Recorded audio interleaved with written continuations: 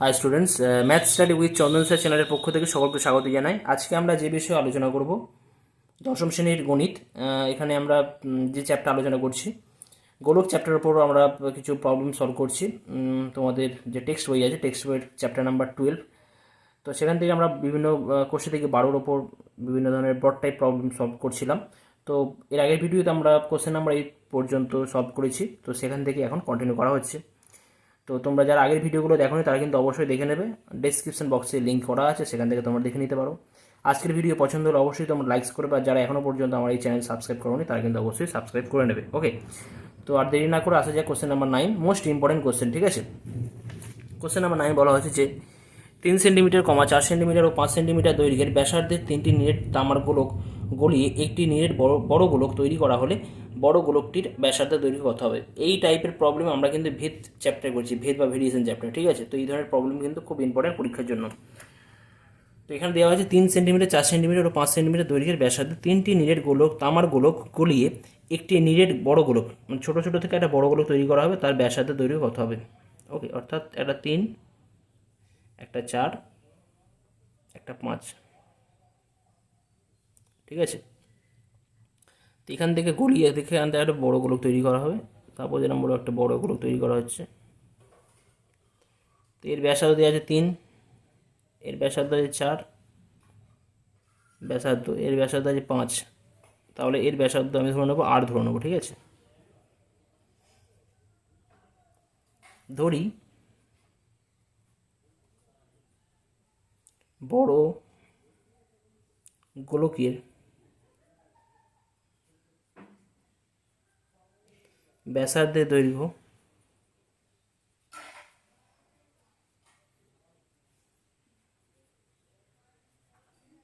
এখানে এককগুলো কি আছে, সেন্টিমিটার। আমি 8 সেন্টিমিটার ধরবো, ধরি 8 সেন্টিমিটার। তাহলে এখানে কিন্তু আয়তন সমান হবে, অর্থাৎ 3টে ছোটো গোলকের আয়তন আর বড় গোলকের আয়তন সমান। তাহলে বলবো শর্তানুসারে বা প্রশ্নানুসারে বলি, এখানে প্রশ্নানুসারে না, বড় গোলকের আয়তন কত হবে না, 4/3 পাই আর কিউব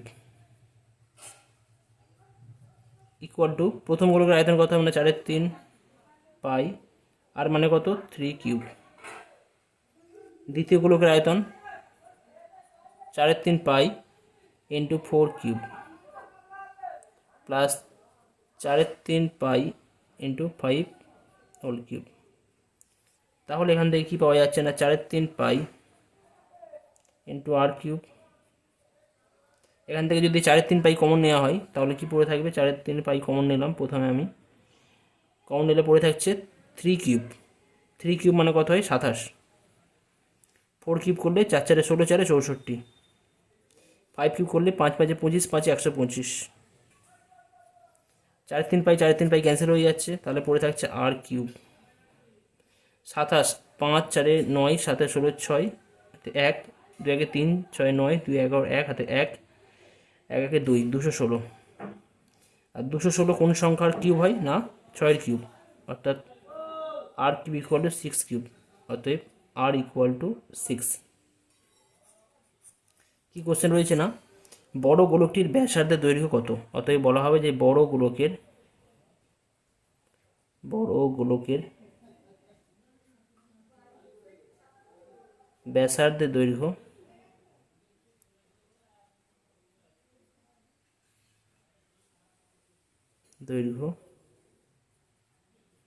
সমান 6 সেন্টিমিটার।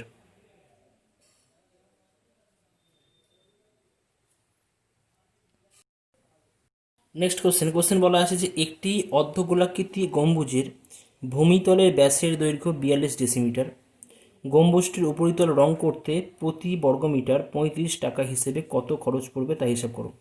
তো এখানে তোমরা দেখতে পাচ্ছ একটা গম্বুজের ছবি আঁকা আছে। তো গম্বুজের শুধুমাত্র উপরিতল রং করতে হবে, নিচের তলে কিন্তু রং করতে হবে না। তো উপরতল বলতে কিন্তু এখানে কিন্তু বক্রতলকে আমরা কনসিডার করব।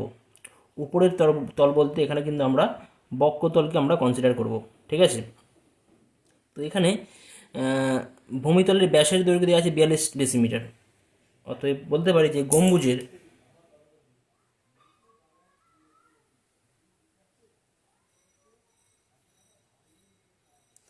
ভূমিতলের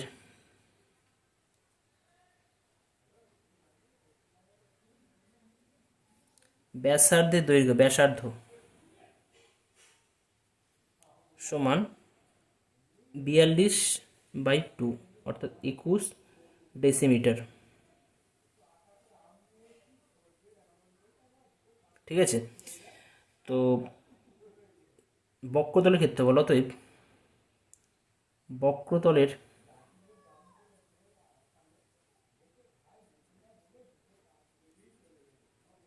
ক্ষেত্রফল, এখানে কিন্তু আমরা সমতল কনসিডার করছি না, বক্রতল, কারণ নিচের তলে উপরের তল রং করতে বলেছি জাস্ট। বক্রতলের ক্ষেত্রফলের ফর্মুলা 2πr²।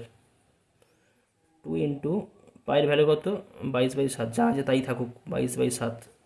আর এর মান কত, 21 গুণিতক 21, ক্যান্সেল করলে 7 3 21, অর্থাৎ পাচ্ছি কত, 2 গুণিতক 22 গুণিতক 3 গুণিতক 21, এত বর্গ ডেসিমিটার।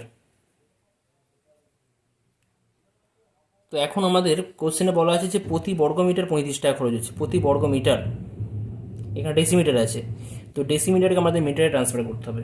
ডেসিমিটারকে মিটারে ট্রান্সফার করে তারপরে কাজ করব। তাহলে ডেসিমিটারকে মিটারে করতে গেলে কী করতে হয়, আমাদের 10 দিয়ে ভাগ করতে হয়। কিমি, হেমি, ডেকামি, মি, ডেসিমি। তো ডেসিমিটার থেকে মিটার করতে গেলে 10 দিয়ে ভাগ করতে হয়। যেহেতু বর্গ আছে তাহলে আমরা 100 দিয়ে ভাগ করবো। 2 গুণিতক 22 গুণিতক 3 গুণিতক 21/100, এত বর্গ মিটার।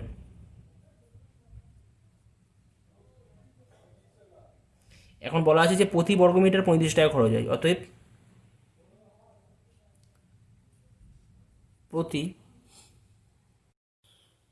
প্রতি বর্গ মিটার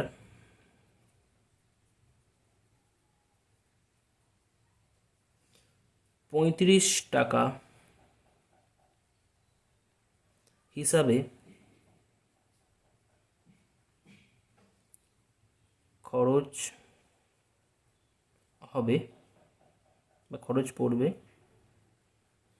অ্যাকচুয়ালি মোট খরচ পড়বে, কত হবে না, এর সাথে 35 দিয়ে জাস্ট গুণ করব। গুণ করলে হবে 2 গুণিতক 22 গুণিতক 3 গুণিতক 21/100 ইন্টু 35। তো এই টোটালটা গুণ করলে দেখা যায়, গুণ করে যদি গুণ করা হয়, গুণ করলে আমরা পাবো, গুণ করে তোমরা দেখবে, ঠিক আছে, গুণ করলে পাবো 22। তো ওপরের সংখ্যাগুলো যদি গুণ করলে পাবে তোমরা 97020/100। ওকে, এবারে এত টাকা, তো 100 দিয়ে ভাগ করা মানে আমরা কি বলতে পারি না, তাহলে 970.20 এত টাকা, অর্থাৎ 970 টাকা 20 পয়সা। ওকে, অর্থাৎ প্রতি বর্গমিটার 35 টাকা হিসেবে মোট খরচ পড়বে 970 টাকা 20 পয়সা। Next question number 11। Question number 11 বলা আছে যে একই ধাতুর পাত থেকে তৈরি দুটি ফাঁপা গোলকের ব্যাসের দৈর্ঘ্য যথাক্রমে 21 সেন্টিমিটার ও 17.5 সেন্টিমিটার। গোলক দুটি তৈরি করতে যে পরিমাণ ধাতুর পাত লেগেছে তার অনুপাত কত? এখানে ধাতুর পাত বলতে কিন্তু আমরা যেটা নির্ণয় করব হচ্ছে আমাদের বক্রতলের ক্ষেত্রফল নির্ণয় করব। ঠিক আছে, এখানে বলাই আছে যে ফাঁপা গোলকের ব্যাসের দৈর্ঘ্য দেওয়া আছে 21 সেন্টিমিটার ও 17.5 সেন্টিমিটার। তাহলে গোলক দুটি তৈরি করতে যে পরিমাণ ধাতুর পাত লেগেছে তার অনুপাত। তো এখানে আমরা বক্রতলের ক্ষেত্রফল নির্ণয় করবো, যেহেতু ফাঁপা গোলকের কথা বলা আছে। ঠিক আছে, তো করা যাক।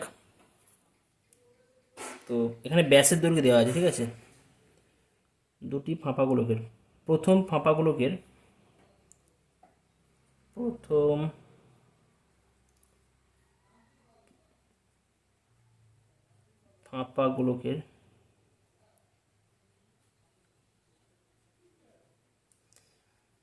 ব্যাসার্ধের দৈর্ঘ্য বা ব্যাসার্ধ সমান 21 সেন্টিমিটার। তাহলে ব্যাস ছিল 21, তাহলে 21/2 হবে, এটা এত সেন্টিমিটার। দ্বিতীয় ফাঁপা গোলকের ব্যাসার্ধ সমান, ব্যাস দিয়েছিল কত, 17.5, 17.5/2 এত সেন্টিমিটার। এবার বলা আছে যে গোলক দুটি তৈরি করতে যে পরিমাণ ধাতুর পাত লেগেছে তার অনুপাত। অতএব লিখব যে পরিমাণ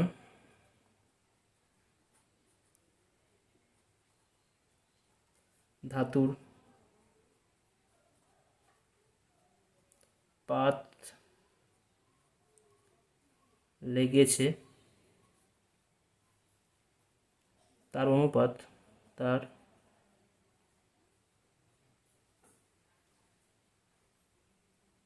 অনুপাত সমান। তো এখানে কিন্তু আমরা বক্রতলের ক্ষেত্রফল কনসিডার করব, অর্থাৎ 4πr²। আর মিন্স কত আছে প্রথমটার ক্ষেত্রে, মানে প্রথম ও দ্বিতীয় গোলকের যে পরিমাণ, প্রথম ও দ্বিতীয় লিখে, এটা প্রথম দ্বিতীয় গোলক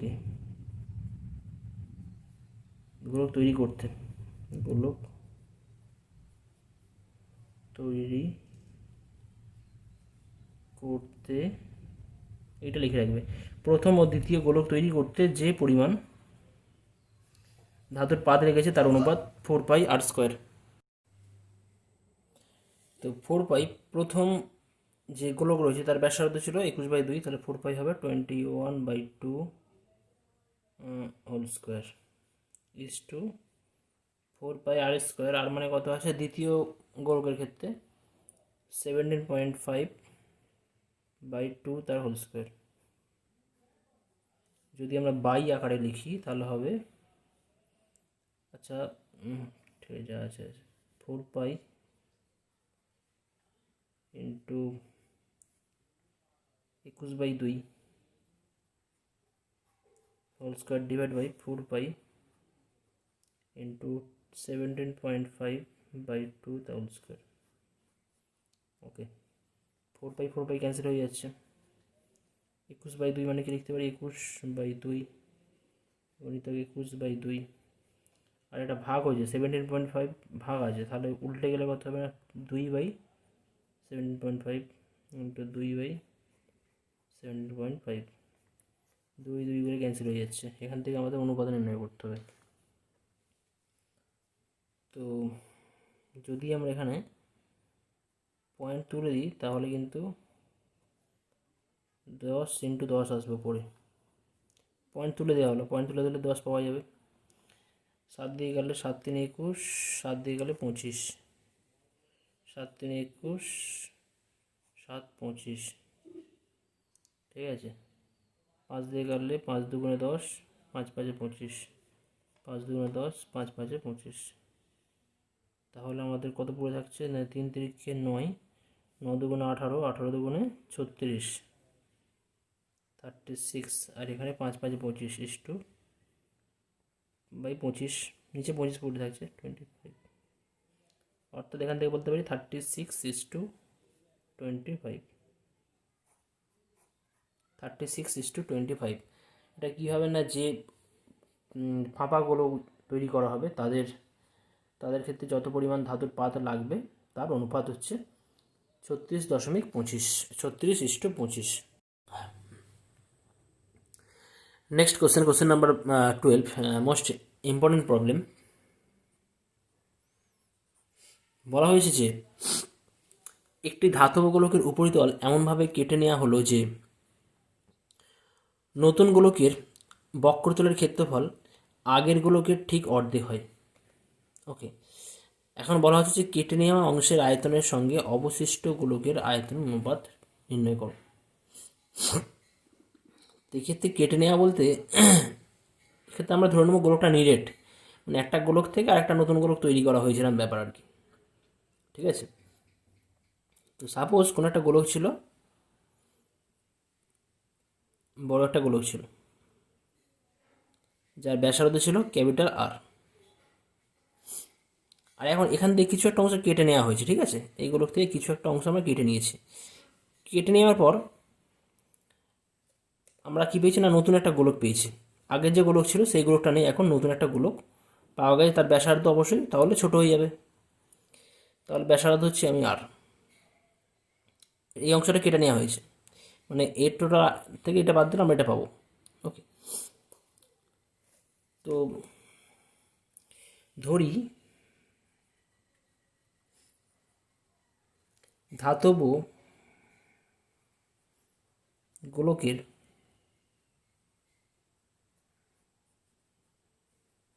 ব্যাসার্ধ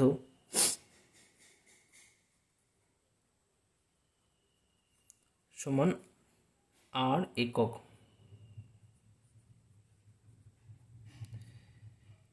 এবং নতুন যে গোলক, এই যে নতুন যে গোলক পাওয়া যাচ্ছে, নতুন গোলক বলা আছে, এবং নতুন গোলকের ব্যাসার্ধ সমান স্মল আর একক। ঠিক আছে, তো এখন বলা আছে যে নতুন গোলকের বক্ষতলের ক্ষেত্রফল আগের গোলকের, অর্থাৎ আগের যে গোলক তার যে ব্যাসার্ধ ক্যাপিটাল আর, আগের গোলকের ঠিক অর্ধেক। তাহলে শর্তানুসারে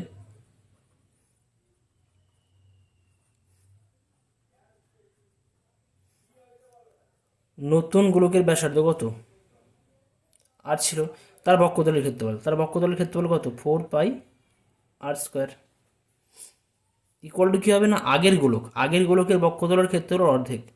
আগের গোলক কত ছিল, গোলকের বক্ষতলের 4 পাই ক্যাপিটাল আর স্কোয়ার, এর অর্ধেক।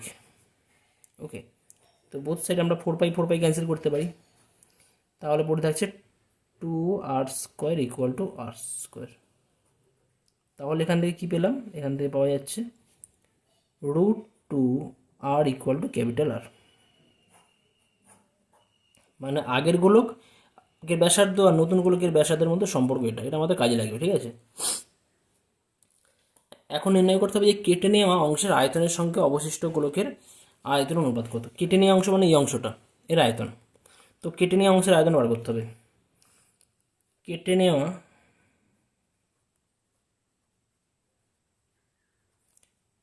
অংশের আয়তন, তো কেটে নেওয়া অংশের আয়তন কত হবে, এখানে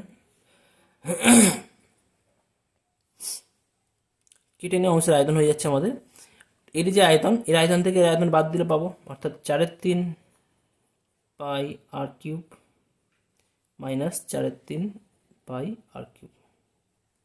ওকে, তাহলে কত হয়ে যাবে এটা, 4/3π যদি কমন নেওয়া হয়, এখানে আর এর মানটা বসাচ্ছি, আর মানে কত, √2r, r³ হলে এটা হয়ে যাবে √2r এর হোল কিউব মাইনাস r³। এই আর এর মানটা জাস্ট বসানো হয়েছে এখানে। ওকে, তাহলে পাবো এটা 4/3π, √2 কিউব করলে হয় কত, 2√2, √2 কিউব মানে কত, √2 ইন্টু √2 ইন্টু √2, তার মানে হয়ে যাবে 2√2। ওকে, তাহলে এটা হয়ে যাচ্ছে আমাদের 2√2, আর মাইনাস 2√2, আমি যদি আর কিউবও কমন নিয়ে নিই, -1 r³ পড়ে থাকবে। ওকে, তো কেটে নেওয়া অংশের আয়তন এত, আর অবশিষ্ট গোলক মানে নতুন গোলকের আয়তন। ঠিক আছে, তাদের আয়তন,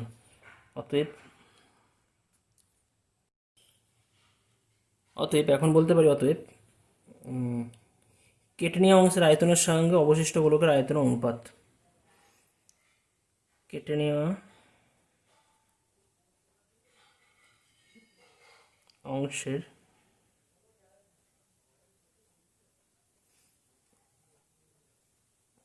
আয়তনের সাথে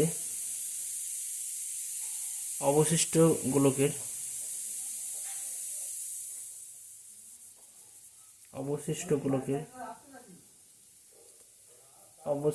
গোলকের আয়তনের অনুপাত সমান, কেটে নেওয়া অংশের আয়তন ছিল এত, 4/3π ইন্টু 2√2 -1 এত ইন্টু r³ ইস টু, আর অবশিষ্ট বলতে নতুন গোলকের আমাদের কত ছিল আয়তন, 4/3π r³ হবে, ব্যাসার্ধ যদি আর হয় 4/3π r³। ঠিক আছে, তাহলে 4/3π ইন্টু 2√2 -1 r³ ডিভাইড বাই 4/3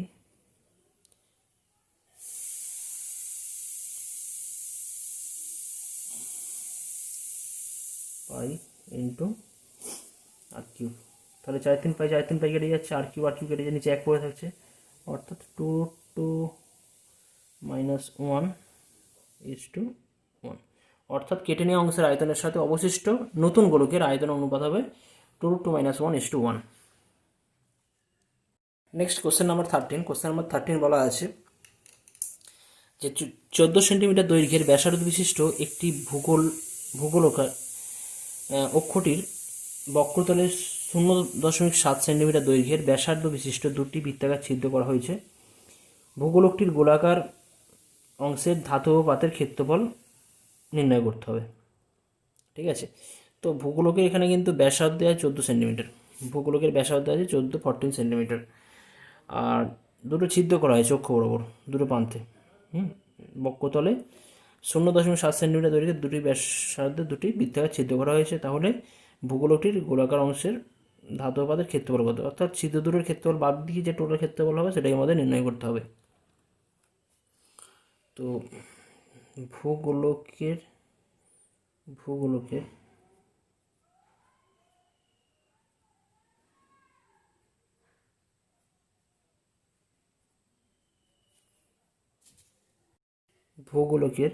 ব্যাসার্ধ কত, 14 সেন্টিমিটার দৈর্ঘ্যের ব্যাসার্ধ হচ্ছে 14 সেন্টিমিটার। অতএব বক্রতলের ক্ষেত্রফল বা সমগ্র তলের ক্ষেত্রফল বলা যেতে পারে, বক্রতলের ক্ষেত্রফলের ফর্মুলা কি, 4 পাই আর স্কোয়ার, 4 পাই আর মানে কত হয় 14 স্কোয়ার। ঠিক আছে, তো এটা করলে পাবো 4 ইন্টু 7 ইন্টু 14 ইন্টু 14, 7 2 14, তো 14 দুগুণে 28 আর 22 88, গুণ করলে কত পাবো 88 আর 28, 22 88 আর 14 দুগুণে 28,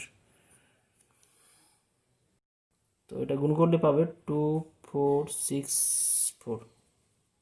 ঠিক আছে, তাহলে হয়ে যাচ্ছে এটা কত 2464। বক্রতলের ক্ষেত্রফল হচ্ছে এত বর্গ সেমি। আচ্ছা, এখন দুটো ছিদ্র আছে, প্রতিটি ছিদ্রের ব্যাসার্ধ, প্রতিটি বৃত্তাকার ছিদ্রের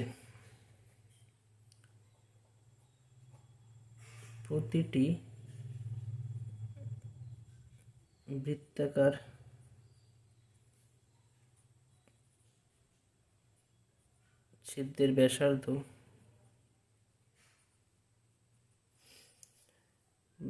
হচ্ছে 0.7 সেন্টিমিটার দৈর্ঘ্যের ব্যাসার্ধ আছে এত সেমি,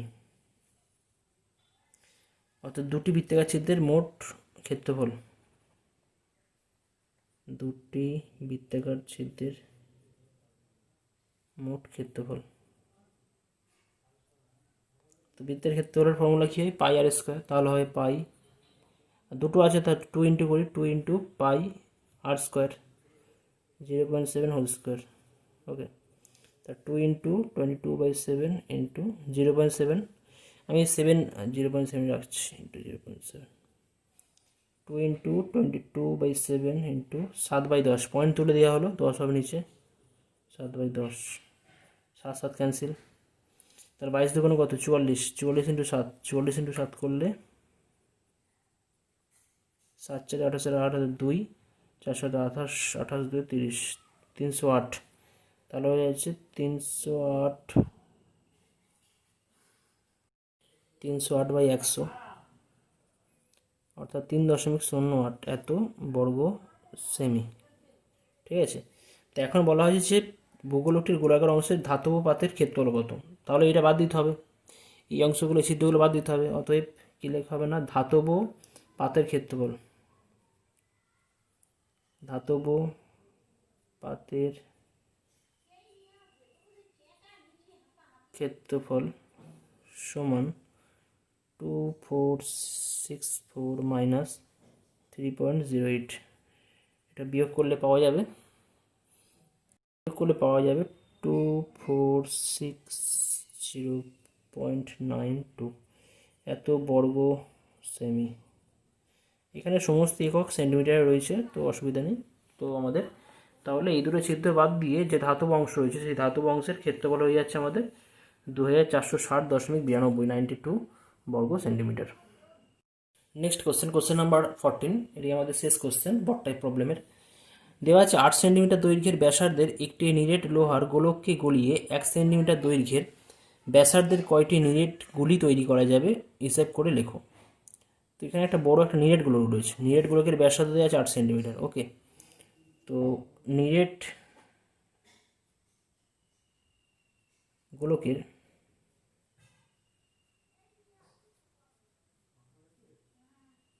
ব্যাসার্ধ সমান 8 সেন্টিমিটার। অতএব আয়তন কত হবে? আয়তন হবে 4/3 পাই আর কিউব। আর মানে কত? 8 কিউব। ঠিক আছে, তো এটা যা আসবে পরে আমি হিসাব করছি ওটা। এত ঘন সেন্টিমিটার। আচ্ছা, এখন আমাদের কি তৈরি করতে হবে? নিরেট গুলি তৈরি করতে হবে, যাদের প্রত্যেকের ব্যাসার্ধ কত আছে? 1 সেন্টিমিটার। প্রতিটি নিরেট গুলির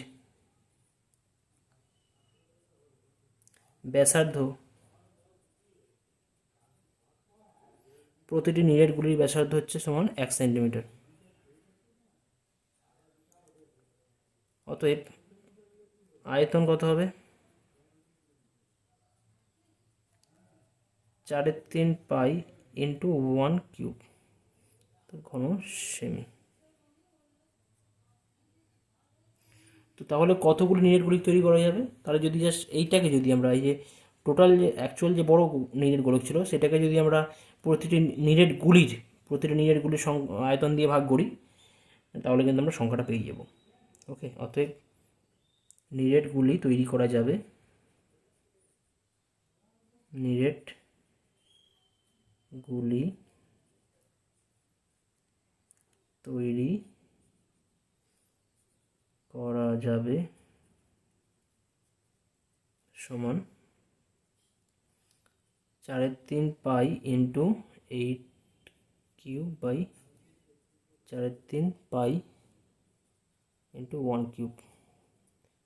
এগুলো ক্যান্সেল হয়ে যাচ্ছে, তাহলে 8 কিউব মানে 28 64, 64 ইন্টু 8 করে 512 পাবো। ঠিক আছে, সেই ক্ষেত্রে আমরা পাবো 512 বাই 1 সমান 512।